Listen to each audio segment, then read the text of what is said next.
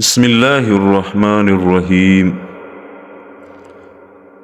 حضرت بلال حبشی رضی اللہ تعالیٰ عنہ کا واقعہ نبی کریم صلی اللہ علیہ وآلہ وسلم کی دنیا سے پردہ فرمانے کے بعد حضرت بلال شام چلے گئے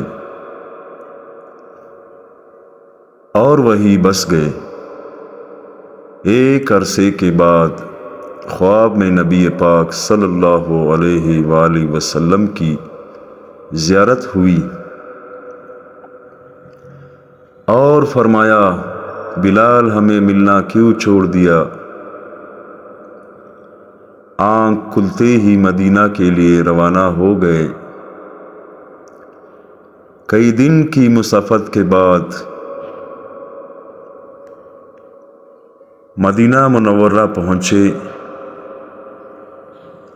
مسجد میں حاضری دی اور روضہ رسول صلی اللہ علیہ وآلہ وسلم پر پہنچے۔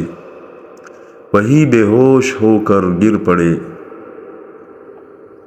اہل مدینہ نے کہا، ایک بار وہی اذان سنا دے۔ سرکار صلی اللہ علیہ وآلہ وسلم کے زمانے والی حضرت بلال رضی اللہ تعالیٰ عنہ نے کہا، معذرت کی کہ اب مجھ سے برداشت نہیں ہوگا۔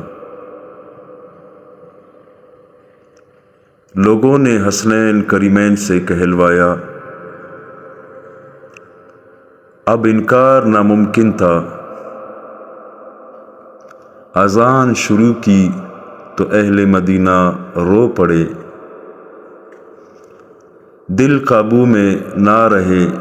پیارے آقا صلی اللہ علیہ وآلہ وسلم کا زمانہ تازہ ہو گیا۔ عورتیں بچے سب نکل آئے، غم سے نڈال بے قرار ہچکیاں بند کی۔ جب کہا، اشہد ان محمد الرسول اللہ، لوگ چیخے مار کر رونے لگے۔ حضرت بلال کی نظر منبر رسول صلی اللہ علیہ وآلہ وسلم پر پڑی۔ منبر خالی تھا، سرکار صلی اللہ علیہ وآلہ وسلم نہیں تھے۔ خالی منبر دیکھ کر گر پڑے، بے ہوش ہو گئے، اذان مکمل نہ کر سکے۔ ہوش میں آئے تو اٹھے اور روتے ہوئے شام کی طرف روانہ ہو گئے۔